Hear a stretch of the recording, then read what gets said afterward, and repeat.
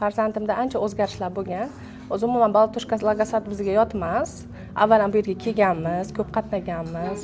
Alhamdulillah, o'shalarning natijalari bo'lib, olamda anchagina o'zgarishlar borligini sezdim. Yana hali shug'ullanishimiz bor ekan. Lekin muhimi o'rtada anchagina rezultat nima bo'lgan, progress bo'lgani uchun rosa ham ko'nglim xotirjam bo'lib chiqdi. Sakin opam hammasini tushuntirib berdi. Bizdagi muammolarni bitta-bitta yozib berdilar. O'shaga qarab turib, endi bu yog'iga logoped defektologlar bilan shug'ullanar ekanmiz.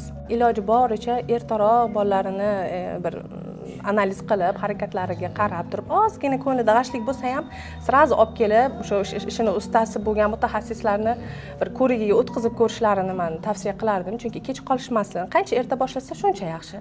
Bu yerdagi ustozlarimiz hammasi juda ham mutaxassis bo'lgan, o'zini ishining ustasi, bolalarga ham yaxshi muomala qiladigan, ko'nglini berib qaraydigan ustozlar hammaligi bitta ustozda emas, har safar har xil ustozlarga kiriladi bu yerda. Bitta bola bitta bilan naqa bo'lib qolmasin deb, shuning uchun hamma ustozlar haqida bemalol bir fikr bildira olaman. Shuning uchun ishonib, o'sha kelib qancha shu ustozlar bilan birgalikda ota-onalar uylarida birga shug'ullansa, bolasida xudo xohlasa juda ham tez orada yaxshi natijalarga erishadi. Lekin ota-onalar birgalikda harakat qilishi kerak. Buning uchun faqat ustozlarga tashlamasdan, ular bilan birgalikda ish qilsa, xudo xohlasa yaxshi natijalar bo'ladi. Bu yerdagi hamma ustozlarimizni men tavsiya qilaman.